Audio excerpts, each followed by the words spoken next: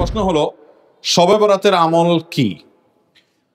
শবে বরাত অর্থাৎ যেটাকে হাদিসের ভাষায় বলা হয়েছে মধ্য শাবানের রাত, শাবানের মধ্য রজনী, 14ই শাবান দিবাগত রাত। এটাকে আমাদের সমাজে বা পাক ভারত মহাদেশে এই অঞ্চলে, ইরানে, এই সাইডে শবে বরাত বলে। হাদিসে কোনো শবে বরাত নাই, হাদিসে আছে লাইলাতুন নিসফি মিন শাবান। তো যাই হোক, বরাত মানে যদি মুক্তি হয় তাহলে সে অর্থে ঠিক আছে। এই রাতে আল্লাহ তাআলা মুশরিক যারা শিরকে লিপ্ত এই লোকগুলো ছাড়া, হিংসুক ছাড়া, বেদাতে লিপ্ত ছাড়া, যে ব্যক্তি সুন্নাহ মেনে চলতে চায় না এই লোকগুলো ছাড়া বাকি সব ইমানদারদেরকে সাধারণ ক্ষমা ঘোষণা করেন। আল্লাহর সাধারণ ক্ষমা ঘোষণা পাওয়ার জন্য যদি বলেন যে মধ্য শাবান রাত বা যেটাকে শবে বরাত বলি আমরা, এই হাদিসে যেটাকে মধ্য শাবান রাত বলা হয়েছে সে রাতের আমল যদি বলেন তাহলে আমি বলবো শিরক থেকে মুক্ত হন, হিংসা থেকে, বিদ্বেষ থেকে, শত্রুতা থেকে মুক্ত হন, কারোর পিছে লাগালাগি করেন না, অন্তরে কারোর প্রতি ক্ষোভ হিংসা থাকলে, শত্রু থাকলে মুছে ফেলান, পরিষ্কার হয়ে যান এবং বিদআত থেকে মুক্ত হয়ে যান, সুন্নতকে আঁকড়ে ধরেন, ইনশাআল্লাহ আপনি সাধারণ ক্ষমা আল্লাহর পক্ষ থেকে পাবেন। কথা কি বুঝাতে পারছি? এছাড়া যদি এরাতে কেউ ব্যক্তিগতভাবে আমল ইবাদত করে, অন্য রাতেও করে, এরাতে আল্লাহ ক্ষমা করেন, এতটুকু অন্তত হাদিস দ্বারা সাবেত অবশ্যই আছে।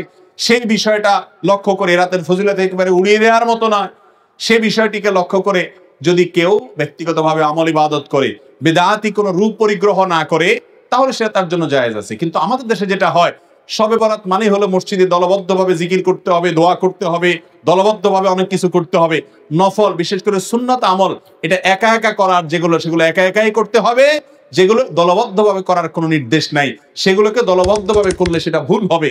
মসজিদে ঢোকার সময় দোয়া পড়তে হয় আল্লাহুম্মা ইফতাহ লি আবওয়াবা রাহমাতিক।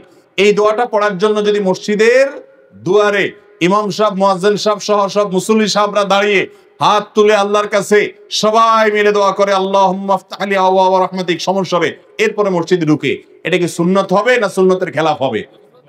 ঠিক একই ভাবে এই রাতে নবী করিম সাল্লাল্লাহু আলাইহি সাল্লাম, সাহাবায়ে কেরাম, সালাফ থেকে মসজিদে এসে দলবদ্ধভাবে কোনো দোয়া ইবাদত বন্দেগী ভাবে আমরা যেভাবে করি এরকম করার কোনো বর্ণনা পাওয়া। অতএব এটাকে আমরা যদি সিস্টেম বানিয়ে নেই তাহলে সেটা কোনো শরিয়া স্বীকৃত কোনো পদ্ধতি হতে পারে না। বিধায় এই রাতকে কেন্দ্র করে অনেক কাজ, বেশিরভাগ কাজগুলো আমাদের সমাজ যত কাজ প্রচলিত আছে সব রাতকে কেন্দ্র করে বেশিরভাগই কোনো এগুলার কোনো অস্তিত্ব হাদিসে খুঁজে পাওয়া যায় না। যেমন হালুয়া খান, শবে বরাত মানে হালুয়া, এটা তো একটা কমন আইটেম। ভাই হালুয়া কারো খাইতে চাইলে খান, ভিন্ন কথা, কিন্তু এই রাতে খাইতে হবে এই হাদিস বানায়া, জাল হাদিস বানায়া খাওয়া জায়েজ নাই। আপনি এমনি অন্য সময় খান, এ রাত্রেও খান, কিন্তু আপনি অন্য কোনো সময় খান না। এটা এটার খাওয়ার ফজিলত বানাইছেন কি, যে নবীজির দাঁত ভাঙছে সেজন্য হালুয়া খাইছে, তাই আমরা ভালো দাঁত নিয়ে হালুয়া খাইতেছি। আপনার বাবার পাও ভাঙছে, ভদ্রলোক একটা লাঠি দিয়ে ভর করে খোঁড়ায় খোঁড়ায় হাঁটে, আপনার ভালো পাও নিয়ে আপনি যদি একটা লাঠি নিয়ে খোঁড়ায় খোঁড়ায় হাঁটেন, এটা কি তাকে ভেঙানো হবে না? এই ভেঙানোর কারণে এটা কি বাপের সম্মান দেয়া হবে নাকি তার সাথে তামাশা করা হবে? আর দ্বিতীয় কথা হলো, নবী করিম সাল্লাল্লাহু আলাইহি সাল্লামের উহুদের যুদ্ধ এই শাবান মাসে বা তার আগের মাসে হয়ই নাই যে তিনি হালুয়া খাইছেন।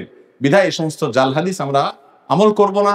এই উপলক্ষে আপনার আতশবাজি করা সহ অনেক ভুলভাল কাজ আছে, সেগুলো আমরা করব না।